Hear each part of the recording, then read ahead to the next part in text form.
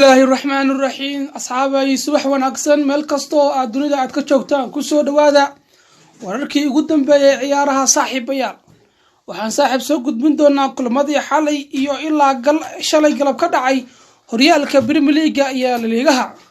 صاحب بيال كلنكي بارسنول إيو كلنكي عيال اللي ريال مدريد ناديغا إسبانيول أيان صاحب فلقين دونا حدي أي تايمركو غورو صاحب جلال كان سو بقوتو فضلا سكرين موسار وانا قمها سنتهي صاحب لشنقاتكاga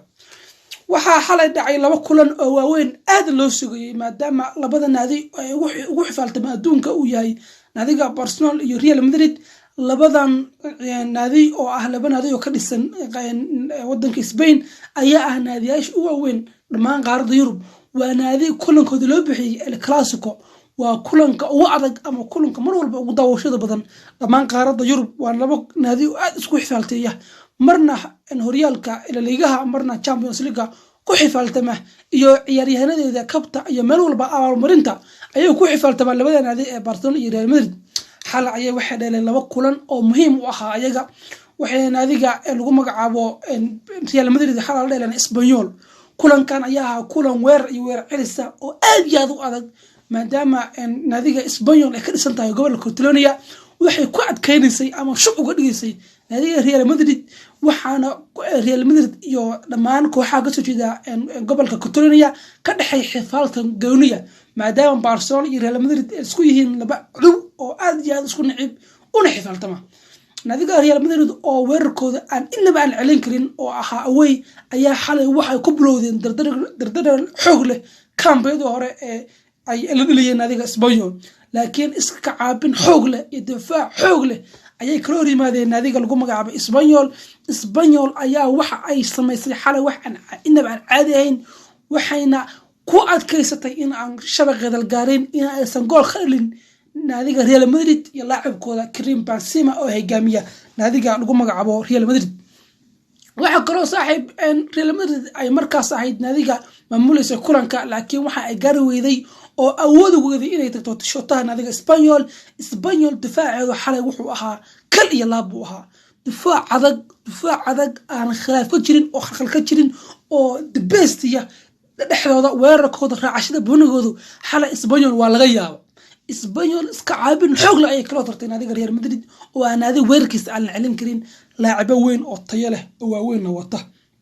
waxay kala hortimid iska caabin weyn maadaama kulankan uu ahaa kulan muhiim ah iyaduna markaasna ay ahayd naadigooda home ay ahayd oo ay Real Madrid ay marti u ahayd laakiin waxay ku tashteen oo isku dhaarsadeen naadiga Espanyol inaan shabaqa naadiga Espanyol aan gaarin oo shabaqooda ay ilaashadaan inta ilaashan karaan waxay taas ku dhacday inay kaar qaataan oo naadiga Espanyol ay 10 ciyaaryahan ay ku soo haraan halkaasna ay naadiga Real Madrid ay ku hesho fursad weyn maadaama fursadan ay Real Madrid ay u tahay fursad weyn maadaama naadiga lagu magacaabo Barcelona ay hogaankii qabteen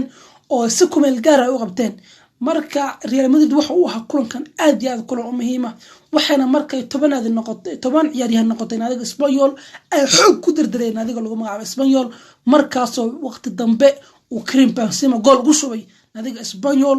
kula laacibka lagu magacaabo Karim Benzema oo xifaal toban u kala dhaxeeyo laacibka lagu magacaabo Roberto Lewandowski oo waayahan gool ku farfariyay naadiga Barcelona ayaa goolkan wuxuu ahaa asaguna muhiim ah maadaama kabtari ligaha asaga Lewandowski iyo laacibka lagu magacaabo Karim Benzema ay ku xifaaltamayaan sanadkan maadaama nin kale oo la xifaaltama ama kabtan ku tartama sanadkan uusan joogin horyaalka ligaha marka Karim Benzema goolkaas gool muhiim u ahaa iyo kooxdiisana inay dhibco hesho 3 dhibcood hesho ay ku soo laabato hogaanka horyaalka Premier League waxay u ahayd wax ay ku taamayeen ama ay macnaha ay jeclaysteen waxa moodaa dhexda Real Madrid inay xog ay macnaha booniga u dirdirgelinayso maadaama niman khabiir ah oo wax badan soo dheeliyay horyaalka liiga iyo Champions League ba ay haystaan waxaana booniga moodisa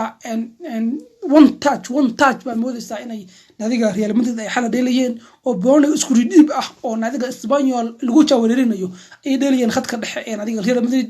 waxa kaloo ah garbaha Real Madrid oo aad u soo xaroonayay laakiin duwaha iyo triga naadiga Espanyol ayaa wax ay kala hortageen iska caabin weyn iyo shaafto iyo qabs iyo dagaal halkaas ay ka mareen jibinta iyo macnaha ula kaca iyo jaalaha iyo waxaasna ay dad ku ahaayeen naadiga lagu magacaabo Espanyol maadaama naadi weyn oo ka awood badan oo ka murqa weyn oo muquuninaysa ay iska furfurayeen maadaama naadiga Real Madrid lagu yaqaan naadiga shirarka muquuniya ama aad iyo aad u bahdila markay ku qabtaan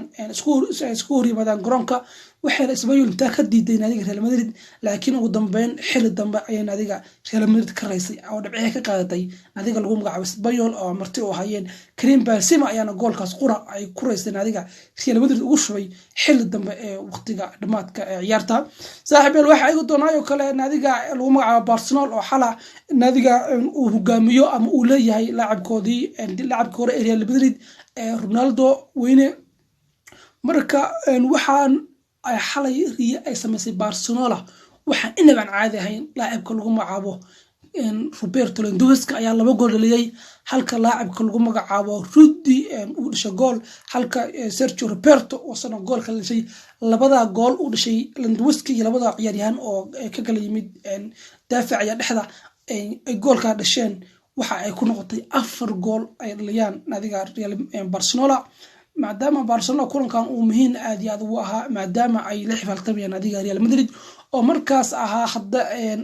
hogaanka horyaalka ligaha hadii ay kulankaas lumin lahaayeen naadiga lagu magacaabo Barcelona waxay noqon lahayd niyad ama niyad weyn ay ku ahaan lahayd naadiga Barcelona maadaama ay dhibco hore u lumiyeen xuraanta horyaalka ligaha waxayna ayna ku fikireen inay kulankan naadiga yar ee ka dhisan ligaha oo ku soo boqday garoonkooda Camp Nou inay cad u jiraan maadaama fursad weyn ay ku haystaan naadiga yartan marka waxa ay sameeyeen xalay wax aan inaban caadi ahayn markay 4-0 ku daleen naadiga Real Valladolid marka saaxiibayaal kulankaasna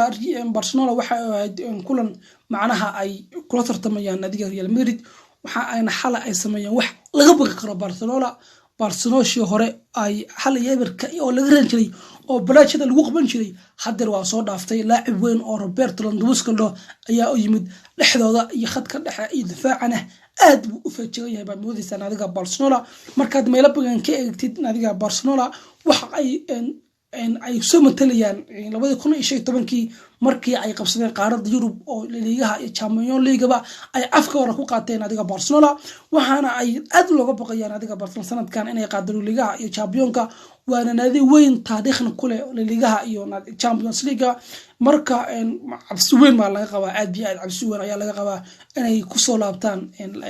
Barcelona shadii hore ee 2015 iyo 16 iyo 14 aan qanay marka maadaama ay haystaan weerar aan isku xiran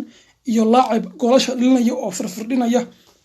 marka waxa moodaysaa in laacibkii hore ee Leo Andres Messi ay ka maarmatay oo hadeertaan ay iska loobayso naadiga Barcelona maadaama waqti badan ay ku soo tirtireen laacibkan lagu magacaabo